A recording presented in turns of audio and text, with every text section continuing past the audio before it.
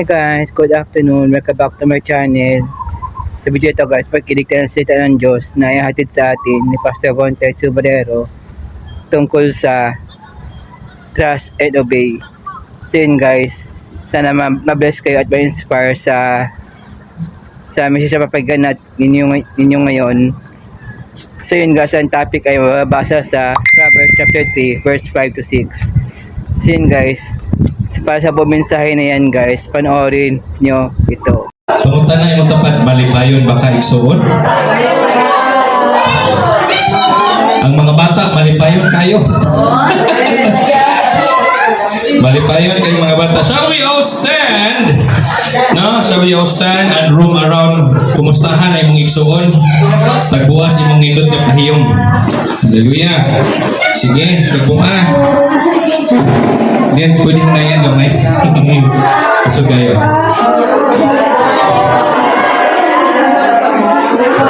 Okay. Pagbukas imong nindot nga pahiyong.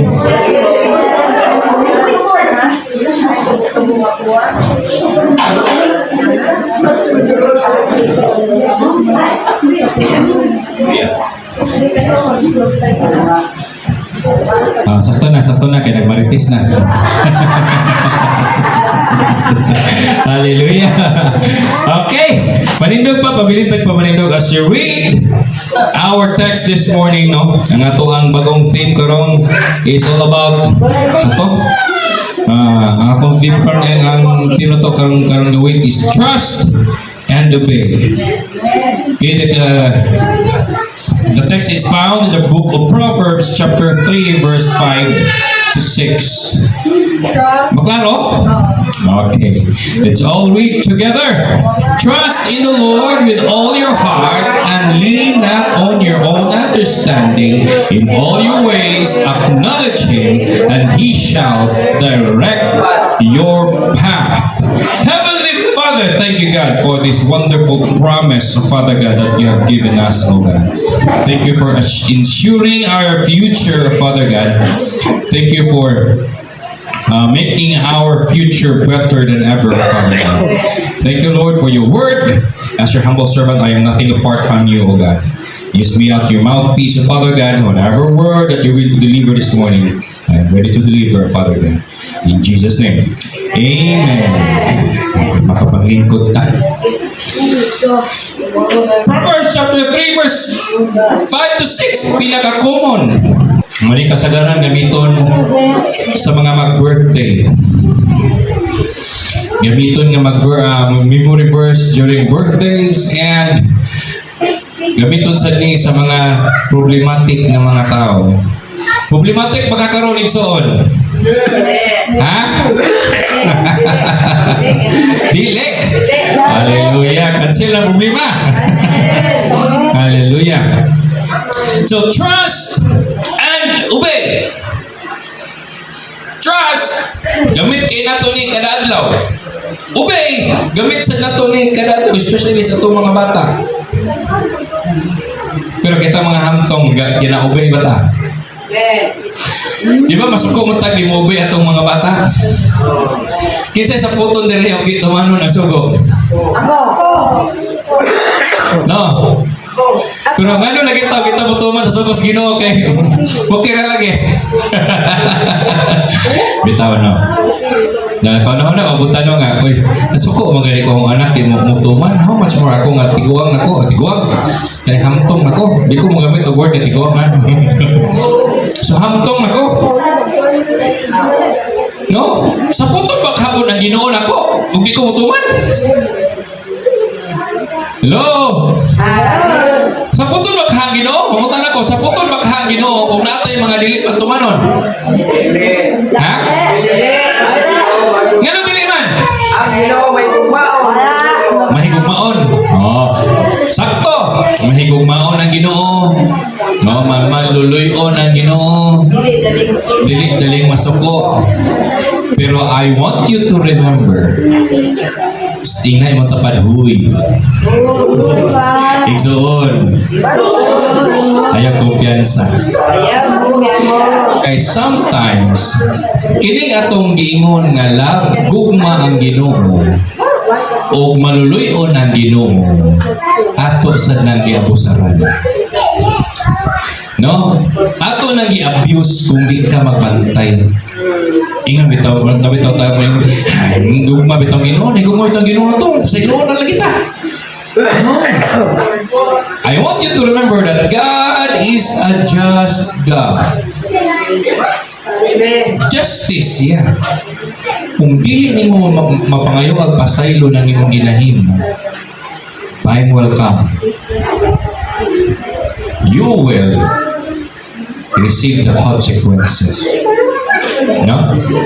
So let's continue. The book of Proverbs is part of the wisdom literature of the Old Testament. So nadiha kasagaran ginasuwat ang Proverbs ni Solomon. No? Mga book of Proverbs. Now, wisdom literature is Old Testament largely written by Solomon. Mga bata, kibaw magkulab mo sa Ginoo. Okay? Okay, inyo man ang langit. Okay? Just please, observe silence lang mga bata, ha? Kita, okay. Dili ko mo masukuan ng mga bata, okay? Ilan man ang langit. No, pero para makakonsentrate sa mong paminaw. Okay? Alright? So, literature of the Old Testament largely written by Solomon. It teaches practical godly living. Practical godly living. So it emphasizes complete reliance on God's rather than human reasoning.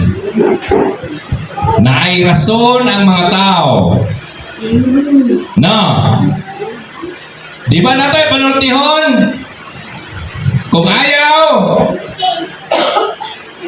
may rason, may dahilan. Dili, balik ay. Kung gusto, maraming paraan. Pag ayaw, daghan pong rason. Ang tao sahay, murason. Bisan wa na sa lugar. At dili, most of the time. No? Gina-justify niya ang iyang ginabuhat. Gina-justify niya ang iyang ginabuhat kaya tungod kay iyang unahuna sakto. You know, di? Hala, bibuha kayo din. Bibuha naman yung lugar. No? So, ginabuhat niya ang mga butang nga wa mahimutan Ginoo pero iyang gina-justify. So, is it considered as obedient? Ni-obey ba ta? Wala, no? Hallelujah. So, pagayon ta. It assures believers that trusting and obeying God result in divine direction. Assures believer that trusting and obeying God results in divine direction. Most of the time, mas gituman nato atong rason kaysa rason sa Ginoo.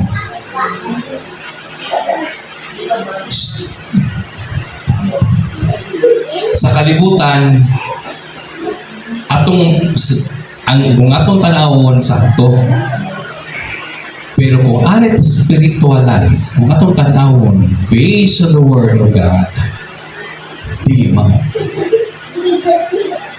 Mao na ang tao tungod kay komportable na siya sa kalibutan sa iyang mga gipanghimo, iya na nang i-justify nga sakto ng mga buhata, which is not in the sight of God. No. Kana bitaw unsa may mga butang, may mga buhat nga gi-justify na karong kalibutan na. Ha? Sige. Butang tanan. Example ha. Makata ko example. Situation lang. Unsay kalainan sa mga dalaga kaniadto o karon? Unsay kalainan sa mga dalaga kaniadto o karon?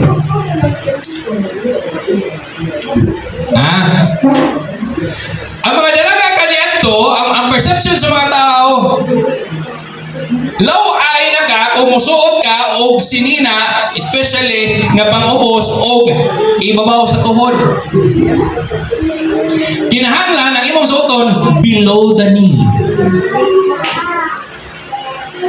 1970s, gawas ang controversial ngayon nga mga images.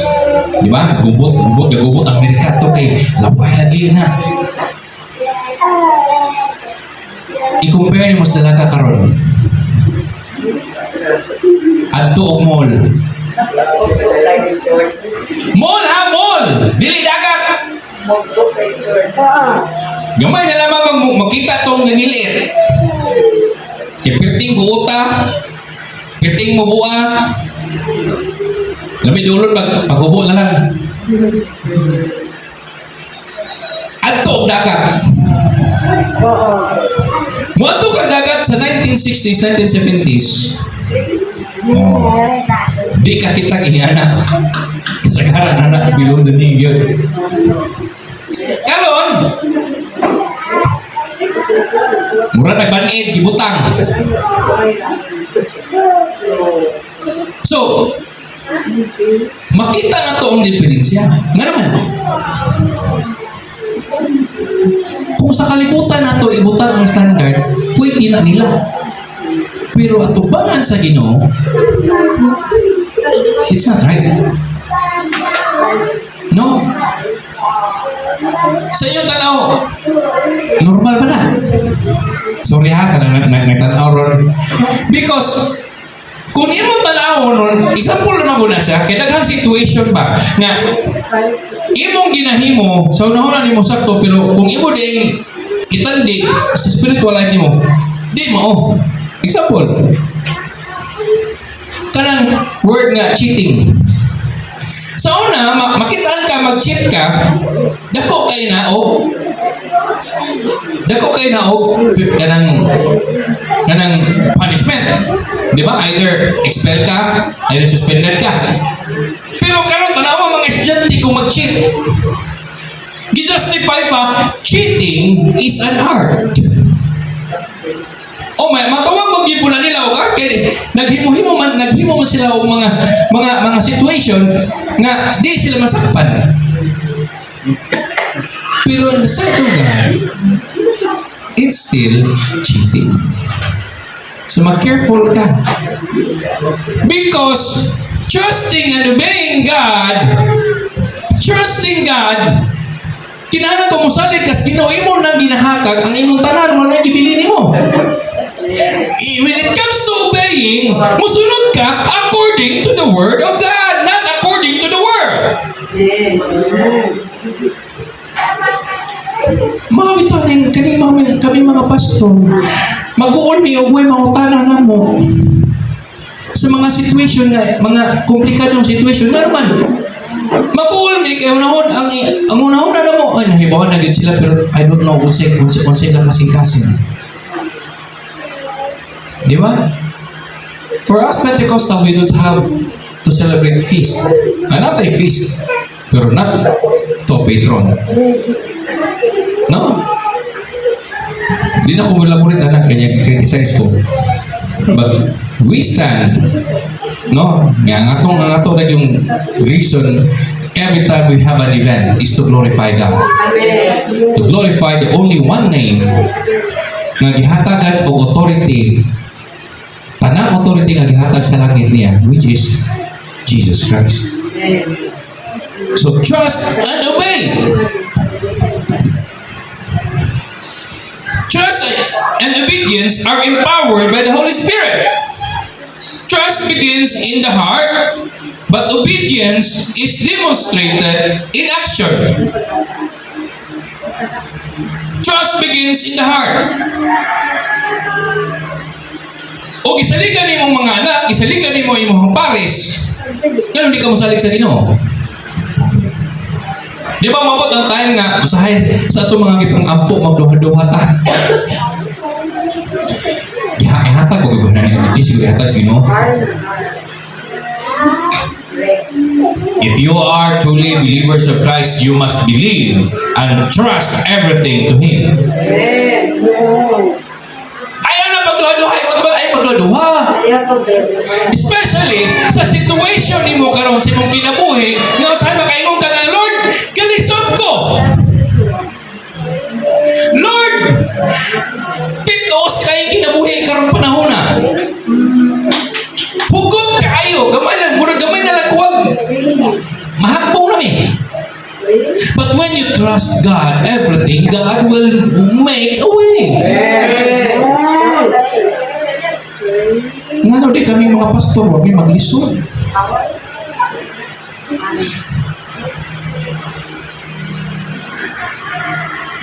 Muingon kag word nga maglisod. Kami mga pastor, mura kinauna na mo na. Muingon mo nga, hayahay manis pastor, kay dool mas Ginoo. Oh yes, dool mas Ginoo, but kung naasad mo giatubang nga problema, naasad mo giatubang nga problema. Mas worse lang mo kay nagatubang may problema sa mga ships. Kinsa man ang mga ships? No, kung sa'y kahimtang. How? Kumusta na ang spiritual life? Spiritual life, matured na ba? O itubo ba? Kumusta man ang foundation ng pagtuo? Naasay na nalasan mo yung gitubang sa mong tagsa-tagsa ng mga personal na kinabuhi. So di mo tingong hayahay. Nindot na niya mong purma mga pastor, pero ang bulsa na mo tamantiil. Pero di ko mingon ang pastor ay kwarta. Sa una rin ng pastor ay kwarta. Because pastor is living by faith. Mo nang kung naakay na kung pagtuos Ginoo, ang trust na imong ihatag sa Ginoo 100%. Sa mas paghatag nimo sa pagtuo nimo sa imong bana o imong asawa. Di ba? Kaya kung wag pa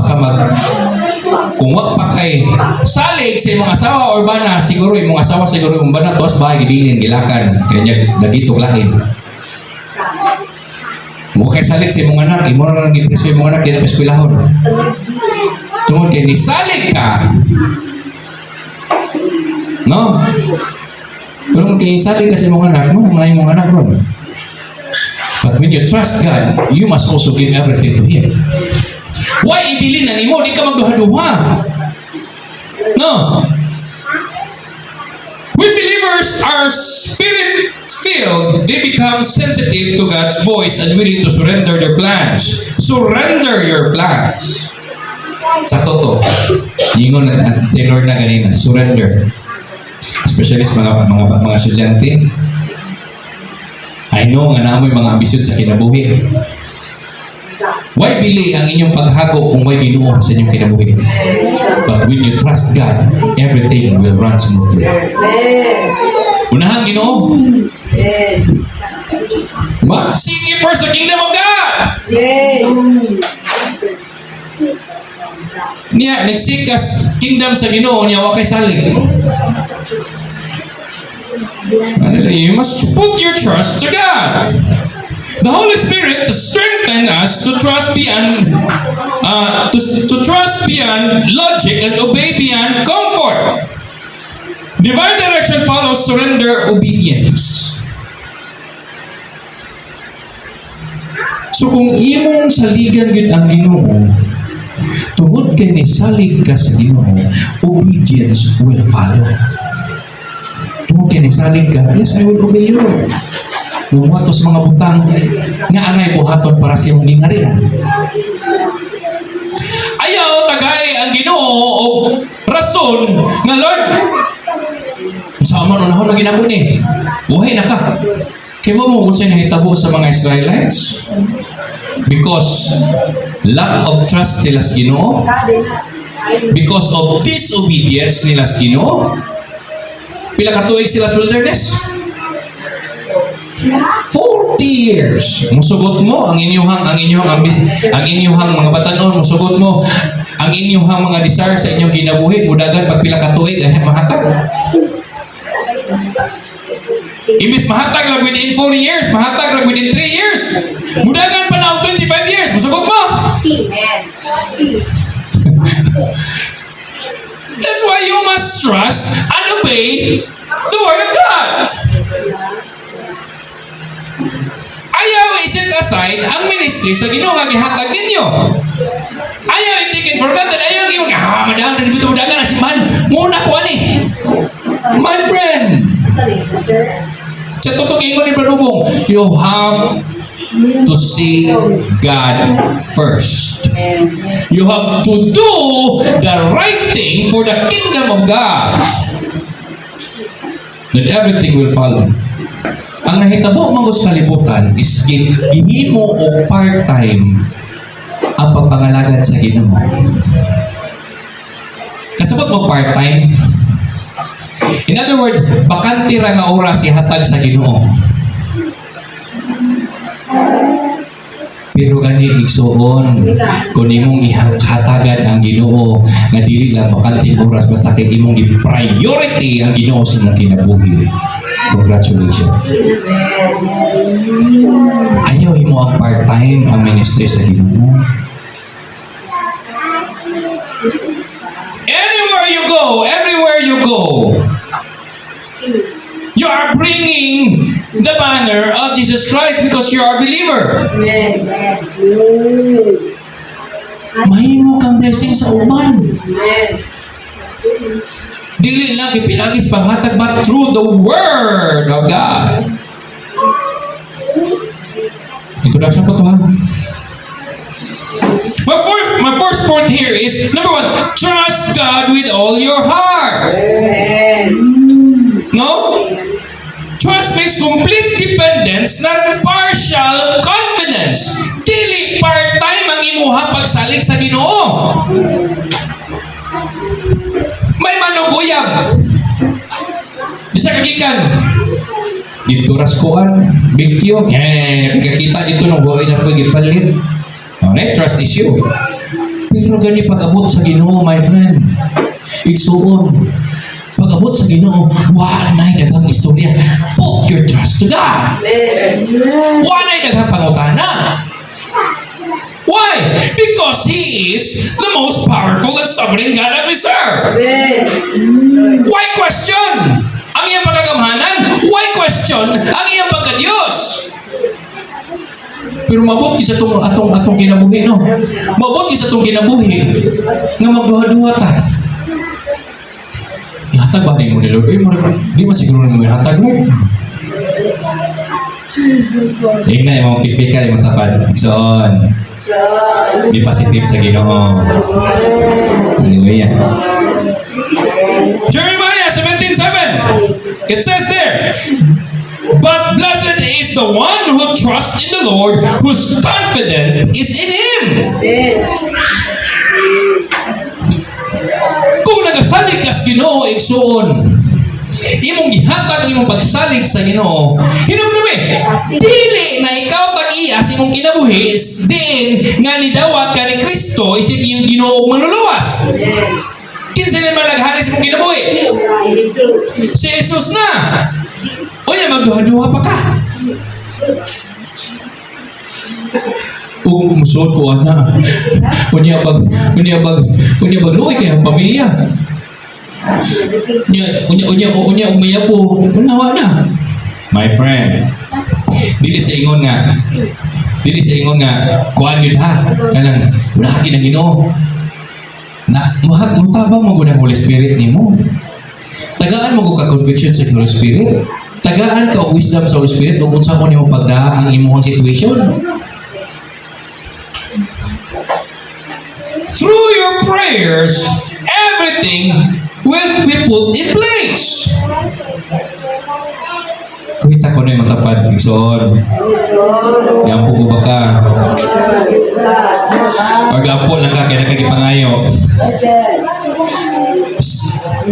Gampo na mo nga, gampo mas Ginoo ngay, pasalamat mo, niya nag-istorya mas Ginoo, o gampo lang mo, kaya na mo gipangayo.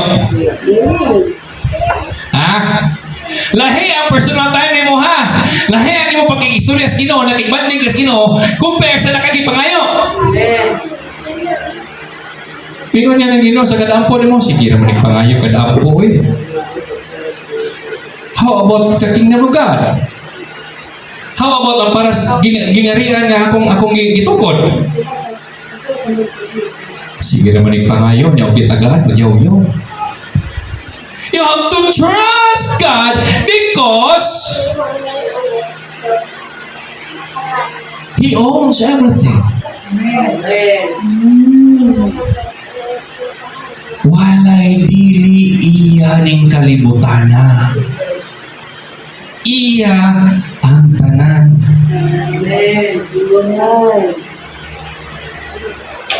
Di ba? Abraham.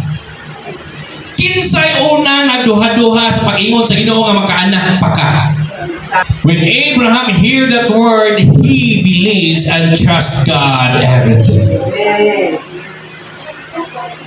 But on the other hand, Sarah is very doubtful. He even laughed.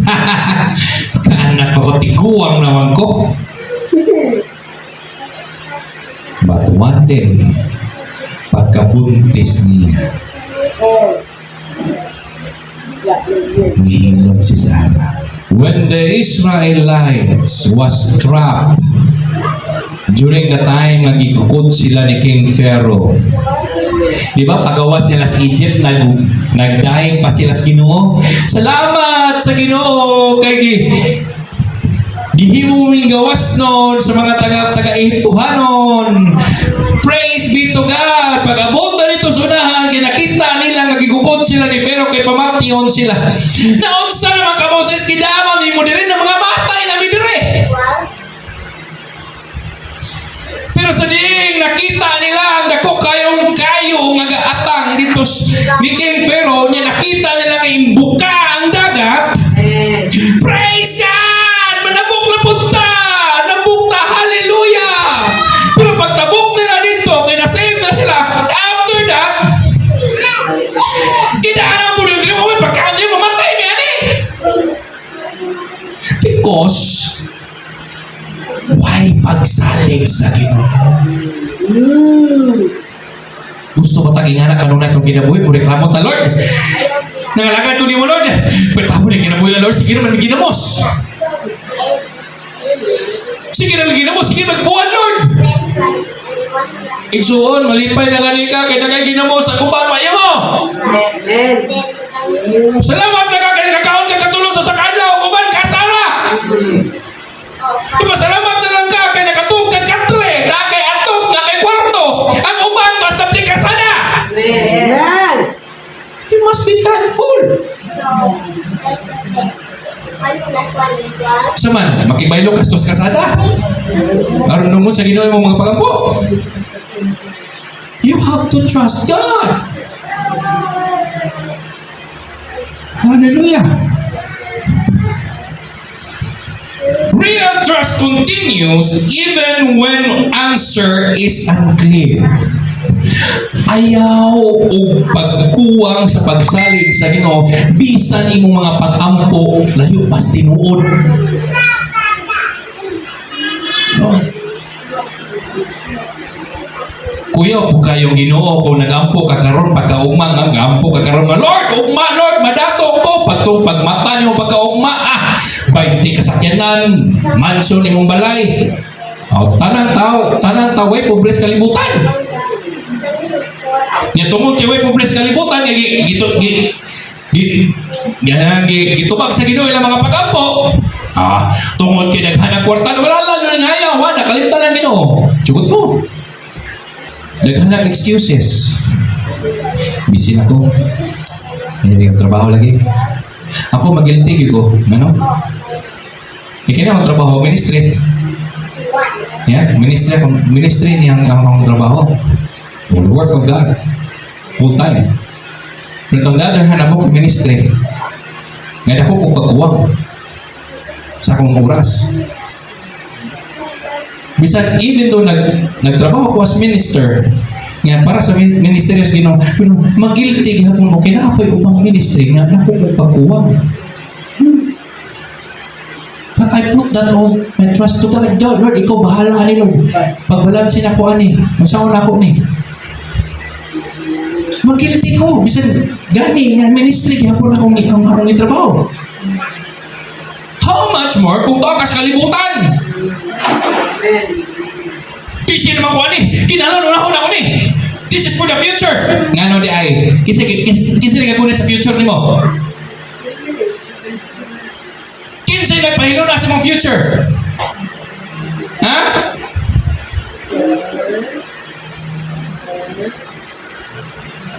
In all your ways, submit to Him and He will make your path straight. I-direct sa Ginoo ang imong future. Jeremiah 29:11. Isa ka memorize ron. For I know the plans I have for you. Kinsa isulti ron? Jesus Lord. Kinsa isulti Ginoo? Si Jeremiah may isulti ron? It is an assurance na kung musalig ka sa Ginoo, you will prosper. Amen. Di ka magkuwang. Kinsa may kakuwang? Di ba? When our hearts fully trust God, fear loses its control. Kung nagsalig lang ka sa Ginoo, kanang imong kahadlok sa imong kinabuhi ng may ngana, mawa na. Because you are trusting the most powerful God nga ni-exist ni kalibutan. Number 2, do not lean your own understanding. Ako ning i-divide kini nga verse into 3. Do not lean on your own understanding. Human wisdom is limited. Limited lagi ang human wisdom. Diba? God's wisdom is infinite. That is why tungod sa limitasyon nga gihatag nga kaalam sa tao, hasta ang gahom sa Ginoo gitagaan sa tao og limitasyon.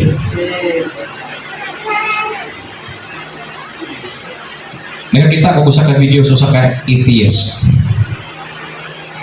Giunsa kuno pag-exist sa Ginoo. Giunsa kuno pag-exist sa Ginoo. How dare you to ask that question? Gitagaan imong limitasyon ang gahom sa Ginoo. Only God knows kung unsa niya pag-exist. Wa ganita kahibaw o unsa pay biyan aning ato ang universe. Wa ganita kahibaw, wa pa gani ma-discover 100% ang kailawman sa atong mga dagat. And you will ask God nga nang i-exist ang Ginoo? Come on.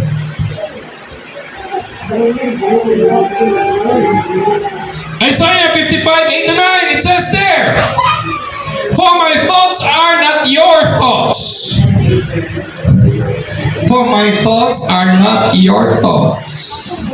Neither your ways, my ways, declares the Lord. Dili ta parihag pamotok sa Ginoo, bisan ta parihag pamaagis Ginoo. Ayaw ikumpara ang imuhang pamutok sa Ginoo. Ngay mo gitagaag limitasyon ang gahom sa Dios. Mao na naatay trust issue sa Ginoo, it's because gitagaan ato ang Ginoo og limitasyon. Lord, gapo ka Lord, gusto ko ani. Gusto ko nga makabaton ani. Pero naka-trust issue. Lord, gusto ko ani. Mabuhat ba ka mo ni Lord? Mura. Okay, kuno, kung namuyab pa kuno yung bata sa una or asawa, nakuyab pa sila, na sila trust issue. Ayaw, i-compare mo mayong uyab kung ba nag-asawa sa unang imong mga anak sa Ginoo? Ayaw ipareho trip. Kay gusto sa Ginoo, God wants to be glorified and exalted. Hallelujah.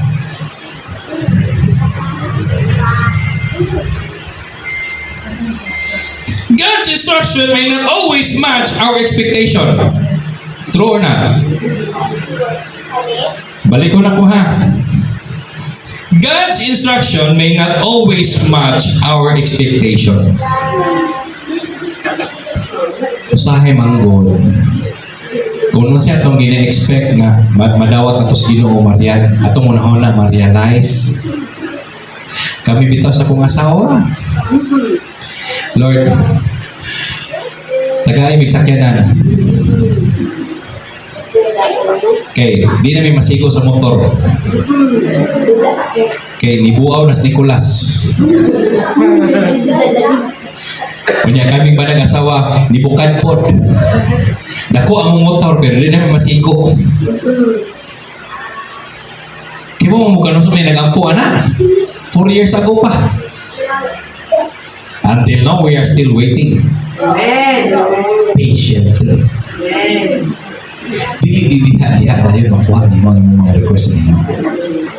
It will take time. It will take works. It will take more action. Dili kay muratag si Huwag Taman nga gusto ko ana Lord, mahagbong na na! Ihagbong na ng bayabas! You have to work! Kaya ang pamagis, Ginoo lahi sa imong pamagi. That is why you have to trust God. Kaya kanang imong pamagi, wala na kasiguruan kung isalig nimo ang imong kinabuhi sa Ginoo, diha ka makabaton og kasiguruan sa imong kinabuhi. Hallelujah. Lah, taas na ta. Sige, pasmasaya na ito gamay. Palabi mo ko. When we release our understanding, we receive God's revelation. Number 3. Acknowledge Him in all your ways. Hindi mo ito ba? Acknowledge Him in all your ways. Saligin Ginoo ha. Acknowledging God means inviting Him into every area of your life. Naabay part sa imong kinabuhi nga wa nimo gisalig sa Ginoo. Naabay part sa imong kinabuhi nga wa nimo gisalig sa Ginoo. Ha? Naabay kay gisuksok sa imong bulsa nga wa ka mo salig sa Ginoo imong gitaguan. Gaduha-duha ka. Buhiin na karon igsoon isalig na sa Ginoo. Kinaya oy, murag lagi gipatunitan. Buhiin na! Hallelujah. Ay, pagduha, ayaw, pagluya-luya mo na. Ang maganda ko, ayaw, pagduha-duha sa Ginoo. Hallelujah. Acknowledge Him always. Pumunta na, mag-remind ko kanunay, bisan asa mo pa dong, bisan unsa inyong ginabuhat, magagmay yung madag ko, i-acknowledge ang Ginoo. Estudyante, kung asa mo pa dong sa eskwelahan, mag-exam mo, mag-assignment mo, mag-istorya mo sa inyong classmates, sa inyong mga amigo, acknowledge God! Ganun mauwaman mo.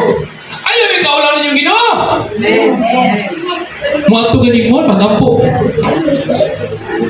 Man. Usay, atong eskwelahan, mukaon sa snacks, maglingi-lingi pa. Come on. Pero nga nung lagi yung makita artista kay hala bahalag makadungsingot basta kay makatindog sa tubangan. Makig-away pa kay ako nakauna sa tubangan. Pero nga nung lagi para sa Ginoo kay magpalikod, magpakilid. Ano na wow. Ang kadugnom ko sa concert ni Elias, hala nanggigilog atong tubangan. Hala, laway na kay kanahanan ng sayo-sayo. Pero nga nung lagi pang Ginoo kay Mawang kuko. Ngano lagi umamista? Ano lagi mo motin o birthday party. Pero pagabot sa Ginoo, buhiin na igsoon. Acknowledge God. Psalms 37:5, it says there, commit your ways to the Lord, trust in Him, and He will act. Klaro ha, commit your ways to the Lord. Trust in Him. Saligi siya. And He will act. Dili ikaw muli ka Ginoo. Pero, ikson, ay lang po literal ha. Abi kami ngon nag He will act. Magnabir pura kas balay. Dugaya mo abot gid. Dugaya mo na abot ko di ka kay mo lihok.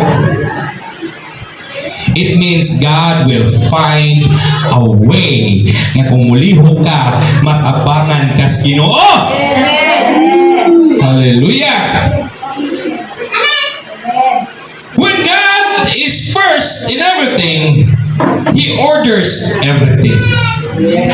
Hallelujah. A life submitted to God will never be misdirected. Kung ginasalig ang imong kinabuhi nas Ginoo and you obey the command of God, dili ka masaaging suon.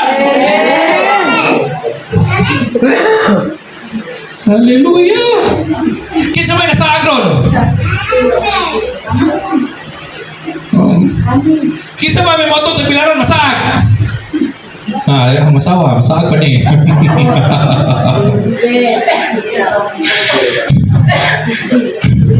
Wala siya kipog asa dapitas. Ang sa nang lugaran, ampas pa ni.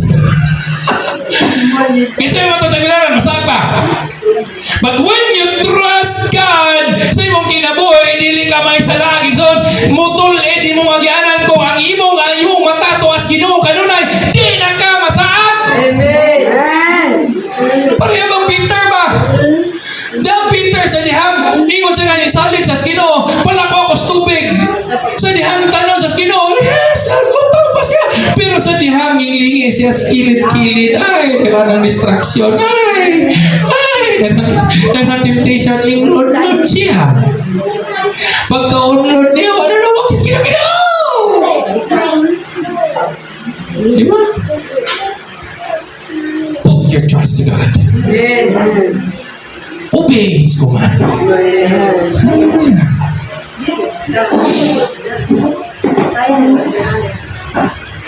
Conclusion. Let's conclusion. Trust begins in the heart.